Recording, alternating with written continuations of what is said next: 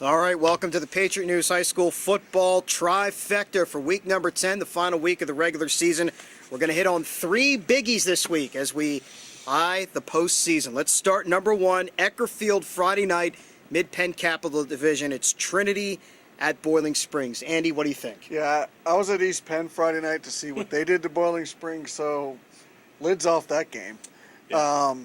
Boiling Springs they're not very good at defending the pass, and unless something drastic changes, what you saw last week, in my opinion, will only be worse this week. And there was a lot of intrigue of the game before East Pennsboro did what it did last week in the passing game.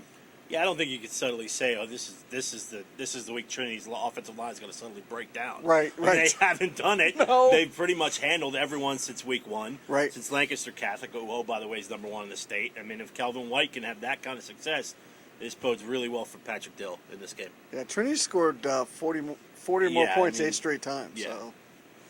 All right, number 2, Memorial Stadium. It's CD East State College, Mid-Penn Commonwealth battle. Eric, who do you like? You know, it's funny because you look at Central Dauphin East, their passing game right now is pretty much non-existent. Yep. They're saying, we're going to run the ball. That's what we do. I think it's a total of maybe 35 or 36 yards total passing in the past 3 weeks. Yeah, they don't combine throw it all. So your little lines have been exposed against the run. They're giving up 240 yards on the ground. That gives CD East enough window to go up there and win this game. So do you think that this is a high-scoring game? Or Yes. do you think these teams are going to hold each other down a little bit? Yeah, I think it is a high-scoring game. But I do think CD East can't just say, "Hey, we're going to run it down their throats."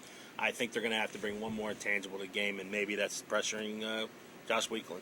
Or come up with like 3 turnovers, something like that. That always helps. Yes, always helps. You may have heard there's a kind of a big game at Severance Field on Saturday. 2 big rivals, Bishop McDevitt at Harrisburg. And Andy, who do you like?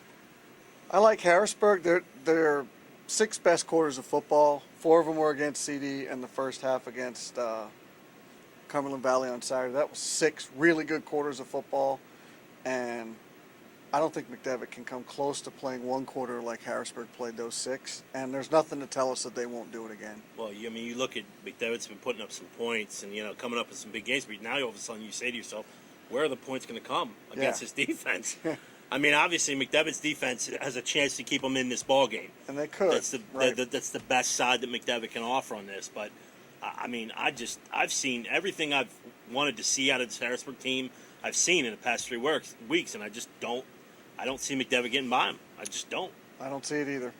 All right, guys, it's going to do it for this week. We wind up the regular season. Remember, online chats, video recaps, and up-to-date scores all week from the Patriot News here on PennLive.com. That's going to do it from here.